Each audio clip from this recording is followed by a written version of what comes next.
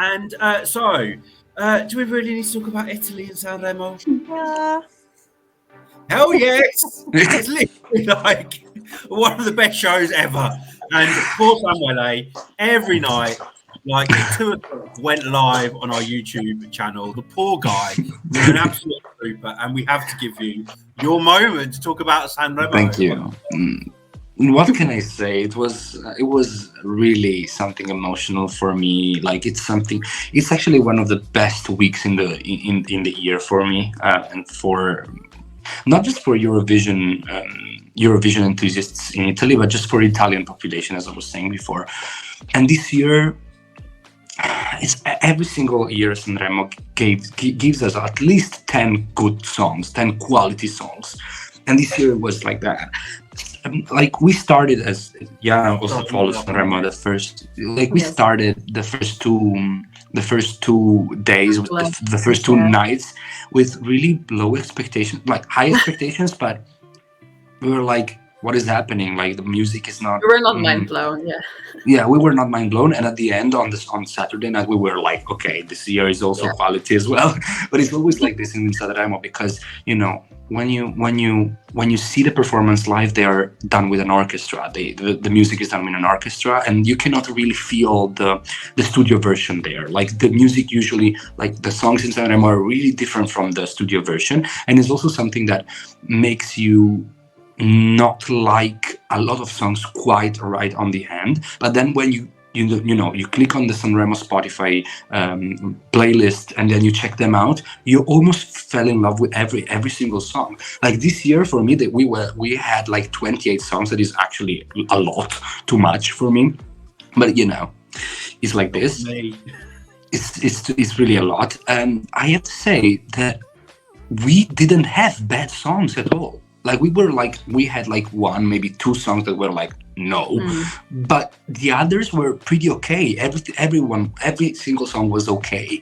Even the newcomer section, like the six newcomers that went into the final and were ranked pretty low, they had really good songs as well. So I was really happy with the music that we had. And we know when a country like stop for 1 week to follow a music contest, you will be absolutely sure that music will be heard a lot on the radios. And this week we don't hear other music than Sanremo music. The playlist online in Spotify, just in like I think on the first 2 days, on the first 3 days, actually had more than 25 million streams, all the songs combined. And Marco Mengoni's song is not even the most streamed. The most streamed one is Cenere by Lazza, and then Mr. Rain song. And I have to comment also, and then I'm going to be finished, and then we will talk about the winner. I think that the top 5 in Sanremo was a little bit scandalous this year because again, last year we had a woman, but we need a woman representing Italy and winning Sanremo. We absolutely need one, and the fact that in the top 5 we didn't have a woman. We had some in the top 10. I would say we had like Georgia in 6th, Madame in 7th, and Elodie in 9th. Please, come on. The televote doesn't have taste in Sanremo. I would get rid of the televote right after. We had like 5 really good songs in the top 5 because of course you cannot say that the top 5 in Sanremo was bad at all. Tananai was amazing. Ultimo is not my favorite. I would put in Ultimo last. But yeah, like Mr. Rain had a beautiful song. It's actually my second favorite. It's my favorite. It's actually one of my favorites, yes. And Lazza was the only dance one in the top 5, and I think that it reached the second position after actually rising up all through the week. Lazza, because he stood out a lot in the top 5 because the 4 out of 5 songs in the top 5 were ballads, and Lazza was the only one that had an up-tempo song. But in the end, Marco is too perfect. Like everybody likes him. Like he won the televote by 30%, and he won the overall with 50%. So it was a landslide victory, and I'm happy because I know I can rely. I finally know.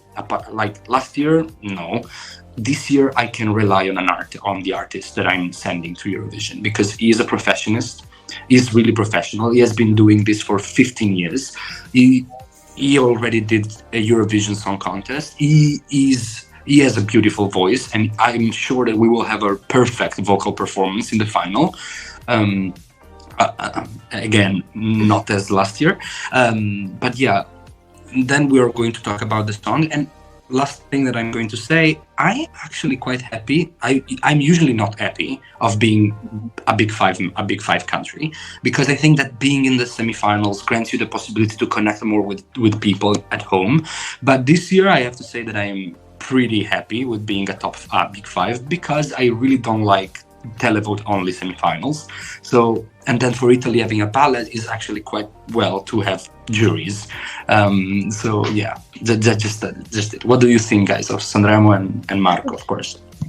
Well, I'm gonna ask the question actually before we talk about Marco, because we have to talk about Marco. It's a winning song. But if you could, if Marco hadn't won, who would each of you have picked to go to Eurovision specifically? So not necessarily to win, but to go to Eurovision. I have so many. Come on. I cannot say one. I would choose Mr. Rain. Yes, same. Super Edoy. Oh my god, it's so good. I love Mr. Rain. I think it's one of my favorites. But for Eurovision, I would have picked. Can I say two, please? Two, not one. I would have picked Cenere, so Lazza, or on the other hand, Madame. Okay, so I would have picked Lazza with Cenere. Okay, yeah, we know. Also Paola e Chiara. Oh, sorry. Paola e Chiara. Oh my God, you have to.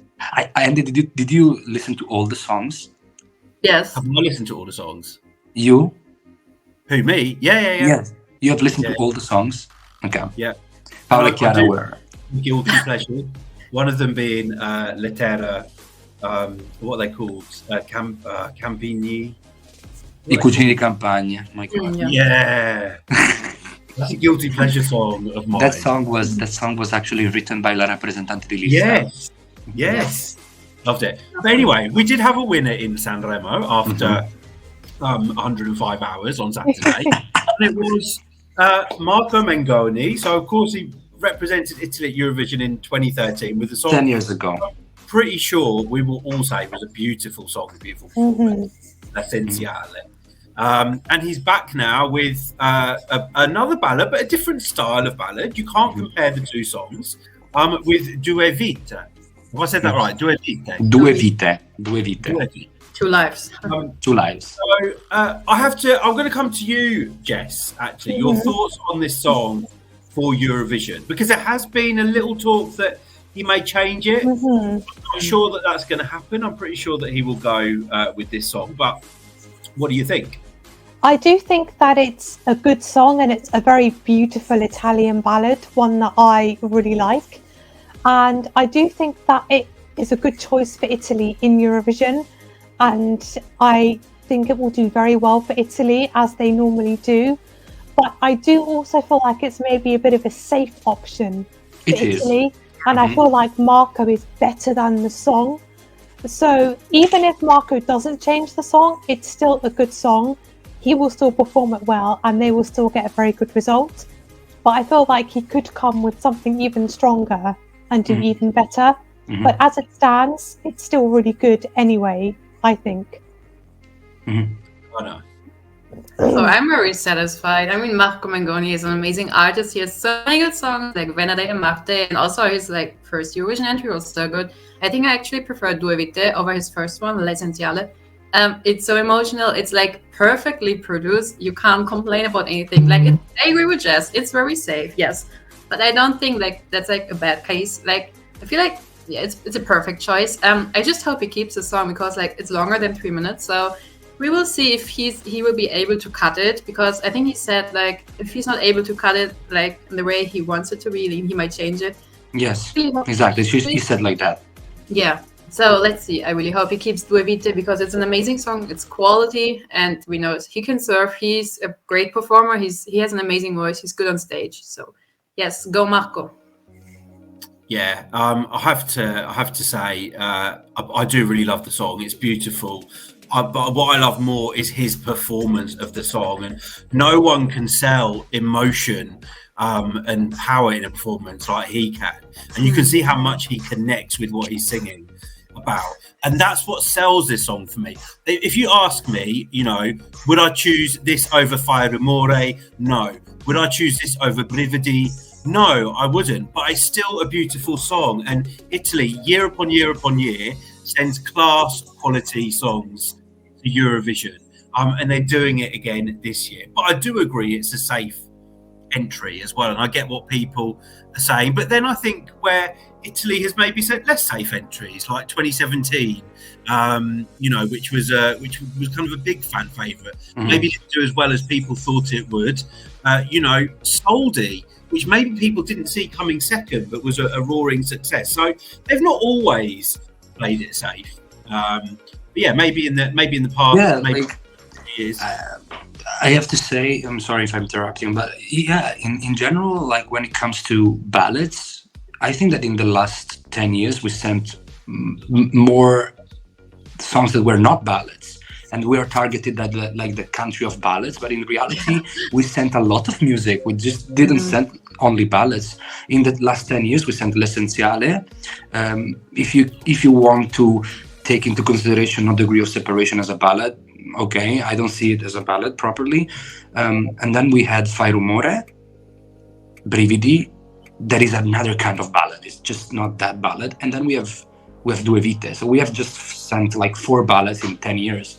It's really high, but it's like Italy. I think that my country is really good at doing ballads. We cannot like just say that we are not good in doing If they were ballads. bad ballads, then I get it. But they're literally some of the best ballads that we get year upon year. So you can't, you know. And like you said before, somebody, me and you, we're ballad boys. You know, we do. Yeah, no, I love ballads. Like when they are performed well. And I've seen Marco live so many times, and he always sing perfectly. Like he never had a bad vocal performance, never. And right now, I think that the you know, in Sanremo they do not have staging. They have just lights, and because it's like a really music competition, so you just go there, you sing your song, and that's it. But if Marco elevates that kind of performance that did in Sanremo with those kind of lightnings, I just see the performance in my head. I have to say, if he does well with the staging, I personally see it coming top 5. But he has to do it well with the staging. Because it's the staging that elevates the performance in a ballad, and we already know that his vocals will be perfect for Eurovision. I just want to see a good staging for him, because, you know, I don't really rely on Italy being able to do a good staging. I would like to have it simple this year, but effective. So lightning, maybe, you know, Marco, I would like him to move towards the secondary stage, not stay put in one place. It would be boring. I think for me that's a cert that he's going to do that. It would be I think for him. Yeah, I think that he will stay in the middle. Maybe during the bridge, like the light will divert on him and then explode. I see that. I really see that. And I have to say, I actually heard some fan-made cuts of the song, and I have to say that the 3 minutes version that I've heard are even more impactful than the song that we have currently. They actually shortened the second chorus, and they shortened one of the verses, and that's it. It's really impactful. It's even more impactful because the song is like a crescendo, you know, it's like a climax. And if you shorten it a bit of 40 seconds, it even becomes more impactful. And I love it. Of course, Marco can change his song. Sanremo is not a national selection for Eurovision, so we offered the possibility to represent Italy to the artist, not to the song. So Marco can really well change the song. The only song that he has currently that can be eligible and was published after September the 1st was Tutti miei ricordi. That is a pop song, is an up-tempo song. I can see him actually pick that song over Due Vite, but I would really stick with Due Vite as well. I completely rely on Marco's musical taste. He has an impeccable musical taste, so I'm sure he will do the best choice. I'm confident that he will do a best choice. There were kind of rumors that he might actually invite another artist to join him on the Eurovision stage. maybe Elodie. You know, me and you have been talking about this, and we both know who we want that artist to be, right? Yeah, maybe Elodie or even Lazza. There were some rumors that he might invite him. I don't see it coming because they literally have 1 month to write a new song if they don't have it already. And since Elodie just published his new album that you guys should check because it's a bop after bop completely. I don't see it coming. I think that Marco will go, and I think Marco will go with Due Vite. That is perfect for Eurovision. I don't really understand Italians Eurovision enthusiasts criticizing, Marco because he's bringing a ballad, and ballads don't do well in Eurovision. Ballads have done really well in Eurovision. It depends on the ballad. We won, like in 2019, Duncan Lawrence won with a ballad, and it was an amazing ballad. I can see Marco actually not doing well as Duncan, but as going in the same vibe. So yeah, Michael Rice in 2019 as well did really well with his ballad. Sorry, I was trolling the UK for a second. Okay. No, I didn't hear, but yeah, trolling the UK is my favorite hobby, So no, I'm joking. You guys will be if you send the right artist, and we all know who you should send, and it's called Rina Slay. If you send her, you will win the Eurovision Song Contest. She said no. Although me and Jess, I think, are still hoping for Fleur East. Yeah. Oh yes. I just want Rina. Yeah, maybe we could put out an invitation to Lazza and Elodie. Yeah, please. If they are not an insane collab to have at Eurovision. Samuele, and we've spoken about that. That's something we would love to see. No, Elodie will.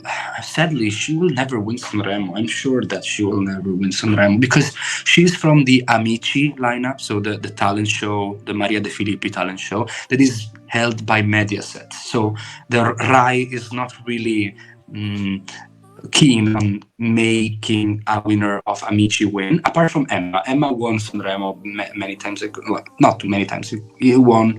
He won in 2000. It was the last female act to win, 2014. Wow. Yeah. But guys, I'm going to go to the live chat. Lucia, hello. Czech Republic has a powerful song. It's not special to you as Spain. And thank you. Have a lovely week too, Lucia. And Spain is your favourite, so powerful and influential. Larinda, you're saying you love ballads, but you can't connect with Marco's song this year. Chris A saying Italy don't need to change much with the stage and just clean up the camera work and the way they caught him looking into the camera for the final 5 minutes. And Lee Fern, you've put your tickets for Liverpool. So are we finally going to get to meet you in person? We really hope to see you in Liverpool. We'd love to meet you. Thank you for all your support. We've got RSM who preferred Cenere. Yeah, of course. I think everybody preferred Cenere over Marco, but no. Willem saying it's another top 10 entry for Italy. For Timo, it's your winner so far, and for Bri Bailey, it's your bottom 5. Wow. But really, you're saying you think it will come slightly outside the top 10. This is a good comment. KZ, which songs from this year could be timeless? So out of the 15 that we've had. Definitely Italy for me as Yeah. well. Italy, yes. I think Italy and Spain, I would say. Maybe Spain as well. Yeah. Well, Spain is really electronic as well. It's very flamenco. It's electric flamenco. So I would say that Italy is really timeless. Like it's a modern ballad, but it could be released like in 50 years as 50 years ago. So yeah.